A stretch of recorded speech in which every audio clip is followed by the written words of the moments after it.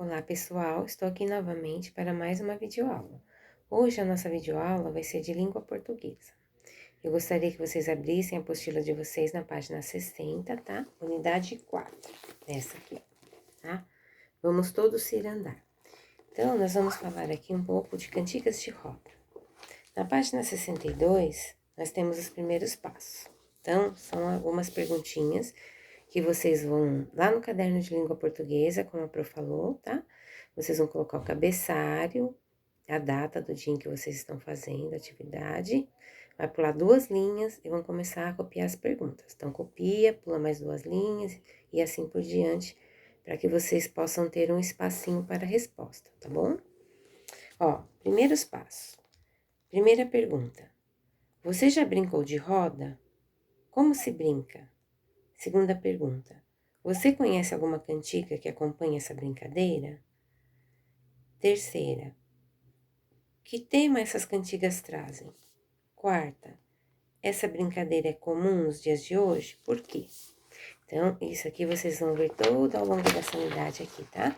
Para que vocês possam conseguir responder essas perguntinhas. Agora, na página 62, nós temos aqui, ó, cantando e brincando. Então, a Pro vai ler para vocês, tá? As cantigas de roda, conhecidas no Brasil, têm origem europeia, africana ou indígena. Elas trazem a letra simples e fácil de memorizar. A maioria dessas cantigas são de autoria anônima. São transmitidas de geração em geração.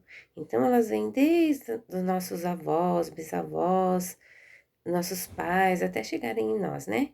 E nós também vamos passar pelos nossos netos, bisnetos e assim por diante. Aqui temos a primeira música Caranguejo, que todo mundo conhece, né? Aprovo ler para vocês. Caranguejo não é peixe, caranguejo peixe é. Caranguejo não é peixe na enchente da maré. Palma, palma, palma, pé, pé, pé. Roda, roda, roda, caranguejo peixe é. Então, aqui, ó, tem uma sugestão. Na internet, há vídeos e áudios de vários compositores, vocês podem pesquisar lá, tá? Vocês vão conhecer muitas outras, além dessas que a Pro vai mostrar para vocês. Os textos simples, repetitivos, ritmados das cantigas de roda colaboram com a aprendizagem por meio de memorização. Brincar de roda também é um exercício que estimula os movimentos e trabalha com o equilíbrio por meio das coreografias que podem acompanhar as canções. Então, por que ela é fácil de memorizar? Porque é uma canção curtinha e ela tem várias rimas, então a gente acaba memorizando mais fácil. E o bom de cada cantiga dessa é que ela tem as coreografias, né? Pra gente brincar e acaba com isso a gente se exercitando durante a brincadeira, né? Desafio: leia as cantigas a seguir. Converse com os colegas e o professor sobre como poderiam ser as coreografias de cada uma delas. Então, aqui nós temos 2 cantigas.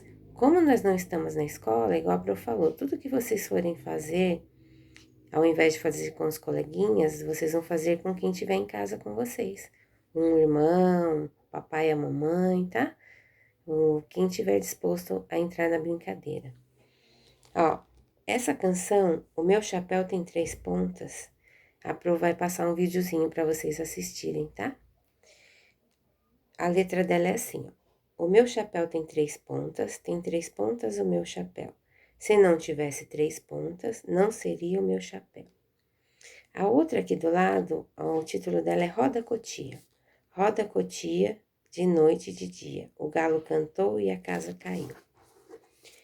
Página 63. As cantigas de roda são canções populares que valorizam a cultura regional, o que possibilita também o emprego da linguagem informal. Então, o que é a linguagem informal? Nós temos a linguagem informal e a formal, tá? A linguagem informal é uma linguagem mais comum no nosso cotidiano, é a maneira com que nós nos comunicamos, geralmente, todos os dias. Geralmente, nós não nos comunicamos falando tudo corretamente, tem pessoas que usam algumas gírias, não falam a palavra por inteiro, né? Então, a Pro vai dar 2 exemplos de frase para vocês, tá? Na linguagem informal, é a linguagem que nós usamos quando nós brincamos com um amigo, quando nós estamos na escola, né? Essa é a linguagem informal, onde nós não precisamos falar de maneira correta, né?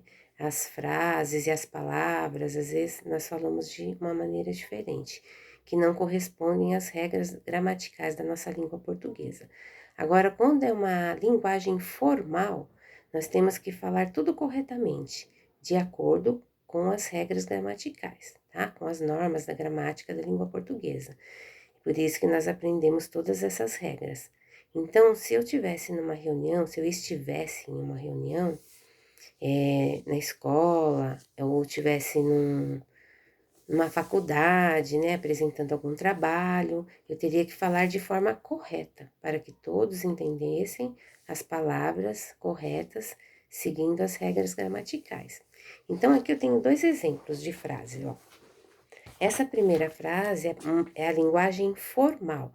A linguagem formal, onde eu tenho que me pronunciar de forma correta, tá? Então, a frase diz assim: Sim, senhor, podes contar com a minha presença. Essa frase está escrita na linguagem formal, tá? Onde eu tenho que dizer as palavras corretamente.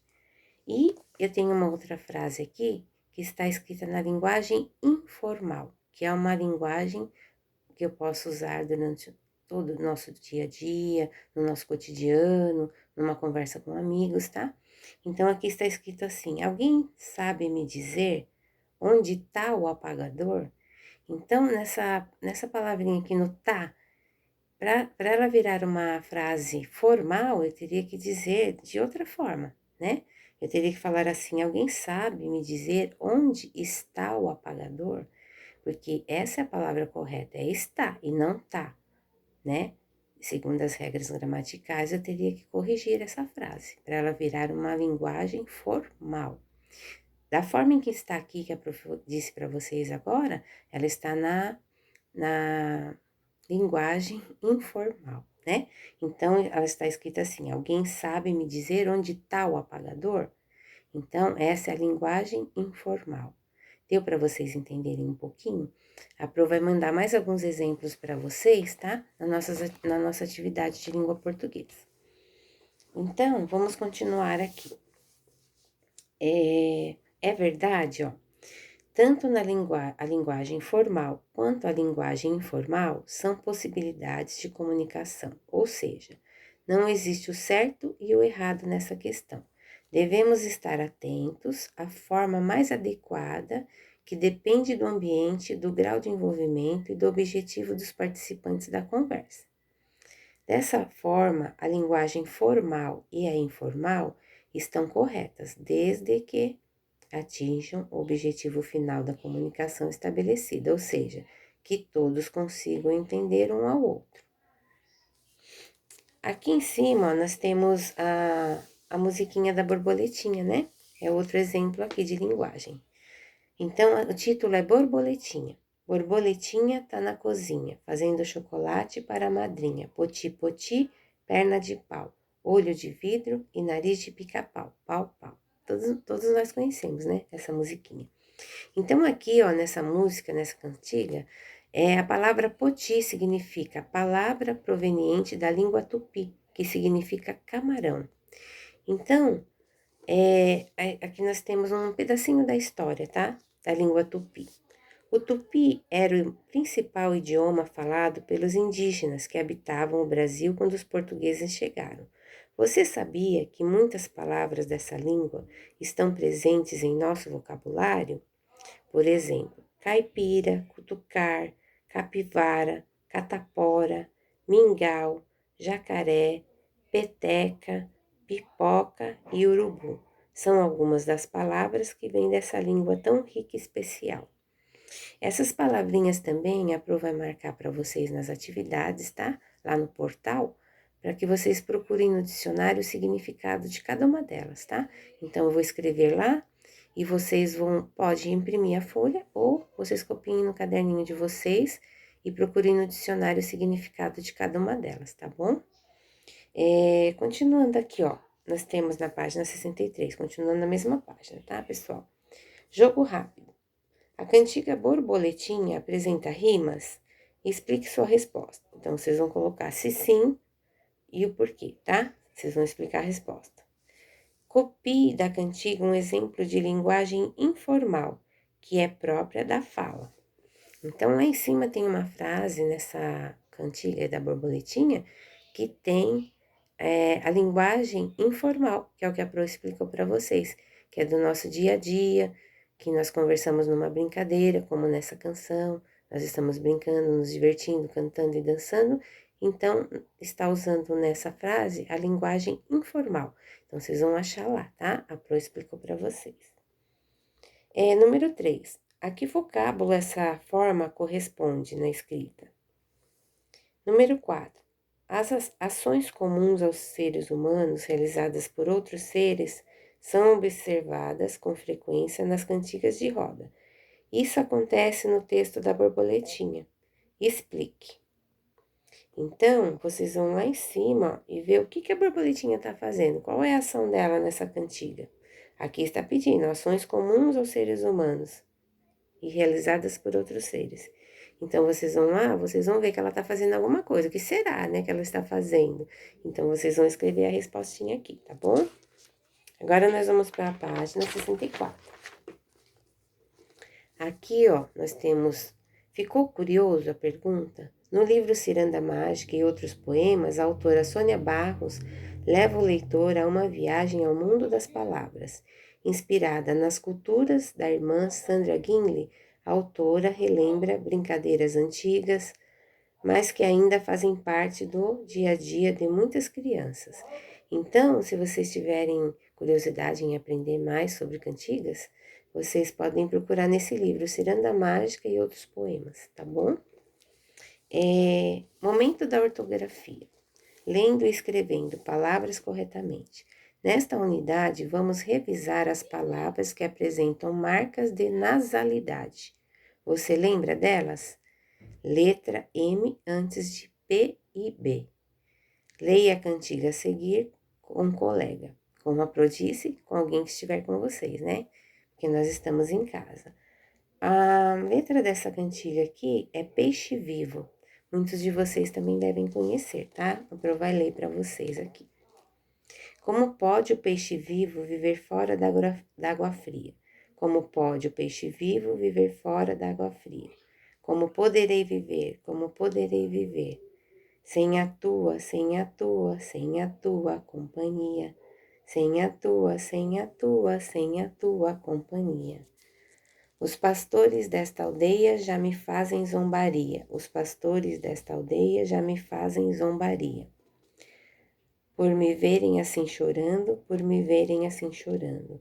Sem a tua, sem a tua, sem a tua companhia.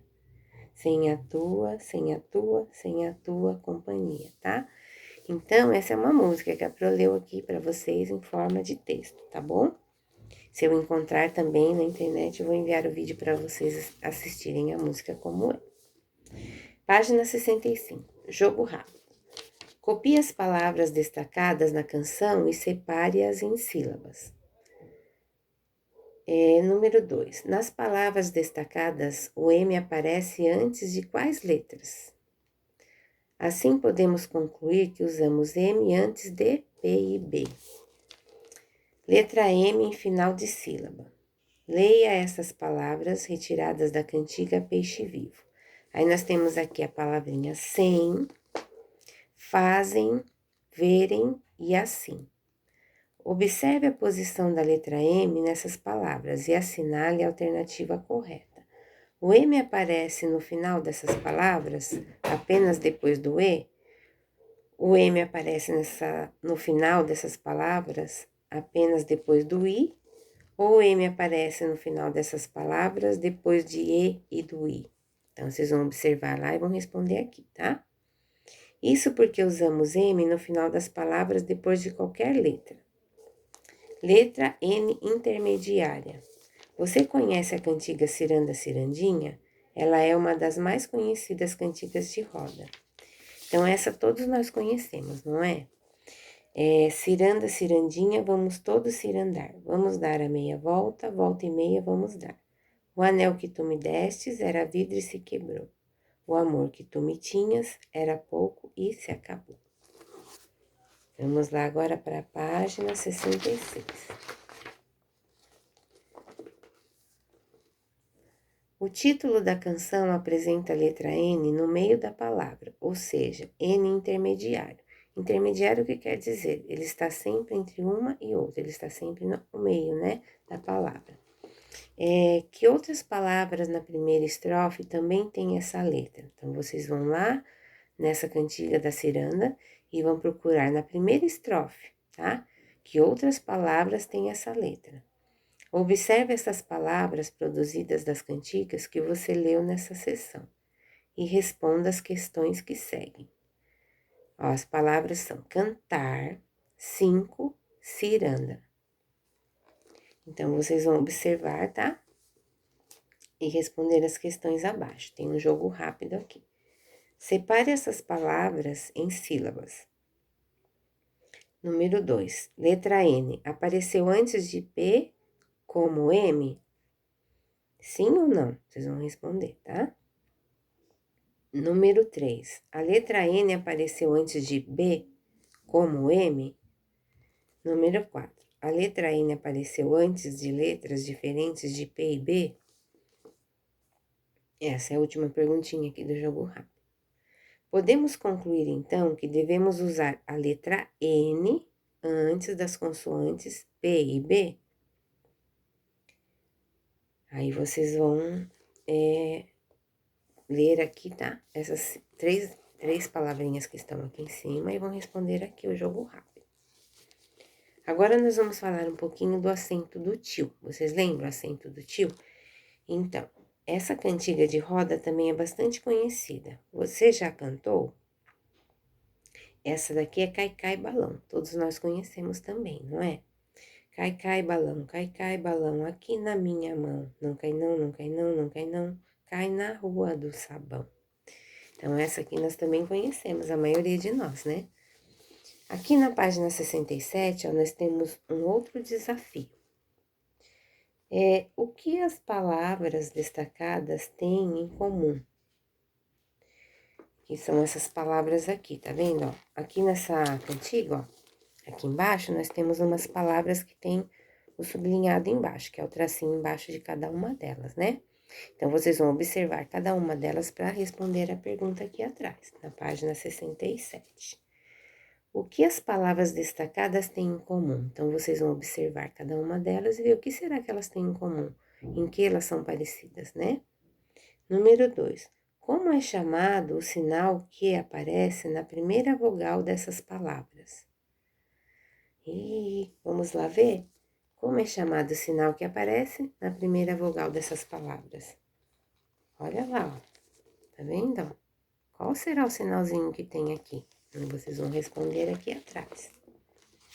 Agora, nós temos aqui, ó, uma outra pergunta. É verdade? O tio não é um acento, ele é um sinal gráfico? Então, aqui, ó, nós temos uma explicaçãozinha aqui do lado. O tio, ele é um sinal gráfico que indica a vogal nasal e não um acento. O tio é um dos diferentes sinais que existem para modificar o som das palavras em português. Em português, o tio pode aparecer sobre as vogais A e O e serve para marcar o som nasal da vogal. Em outras línguas, pode aparecer em outras letras. Então, quer dizer o quê? Em outras línguas, pode ser que o tio apareça em outras letras, não só em cima sobre a vogal A e a vogal O, né?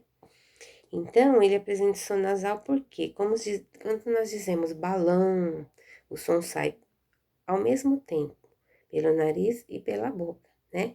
Então, toda palavra terminada em ão, nós usamos o tio, ele tem um som nasal, né?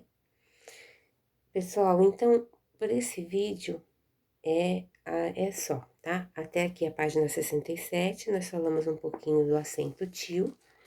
Nós vamos aqui estudar sobre essa última cantiga para poder responder aqui as perguntinhas da página 67.